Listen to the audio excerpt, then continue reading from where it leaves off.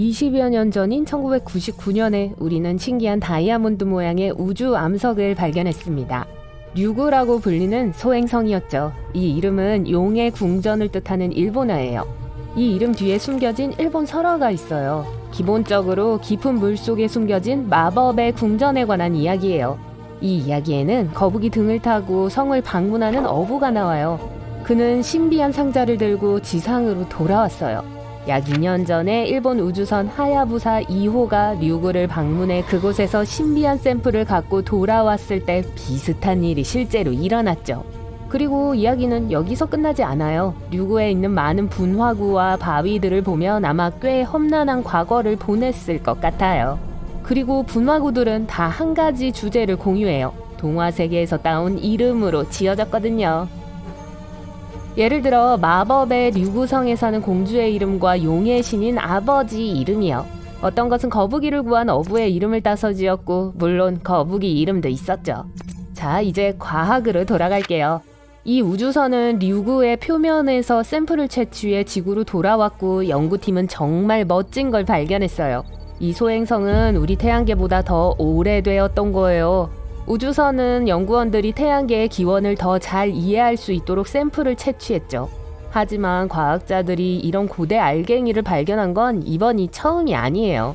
이전에도 여러 운석에서 발견했었어요. 운석은 일반적으로 대기권을 뚫고 살아남아 지구로 떨어진 우주 암석이에요.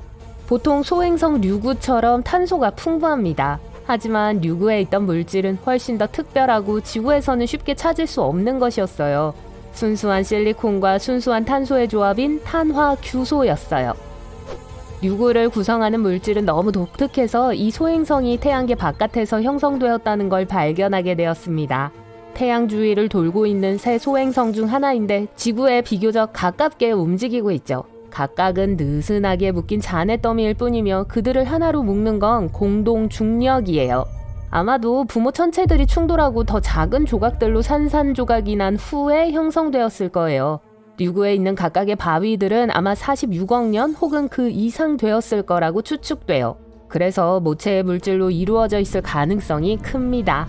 하지만 일부 이론에서는 표면이 1억 5,800만 년 전의 것일 수 있다고 해요. 류구가 우리 태양계 내부로 몰래 들어왔기 때문에 우리는 조금 더 연구할 수 있는 좋은 기회를 얻을 수 있었어요. 류구는 우리 지구와 화성 사이 어딘가에서 태양 주위를 돌고 있어요. 가끔 지구 궤도를 가로질러 우리에게는 잠재적으로 위험한 것의 범주에 들어가게 되었죠. 비록 현재는 평화롭고 우리에게 아무 해를 끼치지 않지만 말이에요. 이는 우리 태양계에서 가장 어두운 우주 물체 중 하나예요. 그리고 놀라울 정도로 건조해요. 이상하죠? 왜냐면 모체는 아마 많은 물얼음으로 이루어져 있었을 거예요. 류구가 과거의 태양에 너무 가까이 날아갔기 때문에 건조해진 건지도 몰라요. 그러던 중에 표면이 가열되어 건조해졌을 거예요. 또는 일부 방사성 물질이 소행성을 가열해 대부분의 물을 없애버렸거나요. 태양계가 얼마나 오래되었는지는 어떻게 알까요? 옛날 옛적에 수십억 년 전에 은하수에 거의 잊혀진 먼 구석에는 분자구름이 있었어요. 우주의 다른 많은 것들이 그랬던 것처럼 부서져서 붕괴했죠. 그렇게 새로운 별들이 형성돼요. 이것도 새로운 별을 만들었어요. 그리고 그 중 하나가 다른 것들로부터 약간 고립되어 있었어요. 주변에 있던 물질들이 모여서 우리가 원시 행성 원반이라고 부르는 게 되었죠. 이건 나중에 태양계가 될 중심 핵을 돌고 회전하는 가스와 먼지로 된 원반이에요. 저 원반은 소행성이나 행성처럼 천체로도 발전할 수 있어요. 하지만 이 원반은 오늘 우리가 태양이라고 알고 있는 중심성 8개의 행성, 그리고 우리의 태양계를 만드는 나머지 물체들을 형성했습니다. 약 46억 년 됐어요. 모든 별들은 태양 전, 태양 성운이라고 불리는 꽤 멋진 것으로부터 와요. 이것도 물질을 끌어당기는 먼지와 가스의 구름이에요. 여기서 나중에 별이 하나 형성돼요. 성운을 둘러싸고 있는 큰 바깥쪽은 차가워요. 전 태양 성운은 원시성을 만들어내요. 이 별은 아직 혼자 있지 못하고 모체 구름에서 질량을 모아야 하는 젊은 별이에요. 그러다 그 별이 독립하게 돼요. 그러면 바깥쪽의 차가운 부분에서 나온 물질이 더 큰 덩어리를 형성하기 시작하죠. 시간이 지날수록 이 큰 덩어리들이 자라면서 떨어져요. 돌아다니고 서로 상호작용하고 심지어 합쳐지거나 다른 걸 방출하기도 해요. 수십만 년에서 수백만 년 후에 일단 별이 하나 생기면 행성들이 형성되기 시작해요. 아마도 지금은 없어진 물체들이 많았을 거예요. 하지만 우리 태양계는 형성 당시의 모습과 크게 다르지 않아요. 하지만 어떤 건 달랐을 수도 있어요. 우리는 현재 목성, 토성, 천왕성, 해왕성 4개의 가스상 거대 혹성들이 있어요.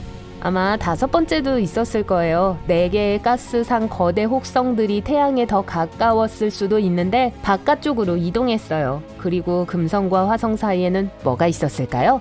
한 이론에 따르면 나중에 쾅 하고 지구와 충돌해 우리에게 달을 주었던 작은 화성만한 크기의 세계인 태아가 있었다고 해요.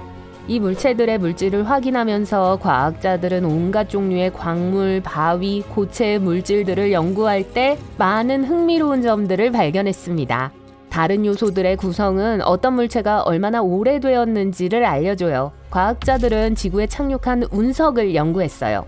이 운석들과 지구가 같은 태양계의 일부라고 가정했었고, 그로 인해 잠재적인 나이를 계산해 약 45억 4천만 년이라는 결과를 얻었죠. 달에 있는 암석들은 지구의 암석들과 같은 과정을 거치지 않았고 수백만 년 더 젊었어요. 그리고 우리 태양계의 중심별인 태양은 나이가 좀 더 많을 수 있어요. 아마도 가장 오래된 암석보다 수천만 년 더 오래됐을 거예요. 대부분의 경우 형성은 그렇게 진행되잖아요. 기억하시죠? 항성 먼저, 그 다음 행성과 다른 고체 물체들이 생기죠. 네, 46억 년 가까이 되었을 수도 있어요. 목성의 위성인 칼리스토는 우리가 아는 한 태양계와 우주에서 제일 오래된 위성이에요. 그리 멋지진 않아요. 얼음이 표면을 덮고 있고 분화구가 많은 바위투성이 세계일 뿐이니까요. 이 분화구들은 우리에게 무작위의 비행물체들이 지난 40억 년 동안 강타했다는 걸 알려줘요. 우린 그만큼 오래되었다고 생각하고 있어요. 칼리스토와 목성 주변의 나머지 위성들은 아마 목성이 형성된 후에 남겨진 파편들로부터 태어났을 거예요. 이 모든 게 다 너무 오래된 것 같죠? 하지만 우주는 137억 년이나 됐으니 태양계보다 더 오래된 게 얼마나 많을지 상상해보세요. 하지만 지금 과학자들은 우리가 우주에서 알고 있는 가장 오래되고 가장 먼 물체를 발견했다고 확인했어요.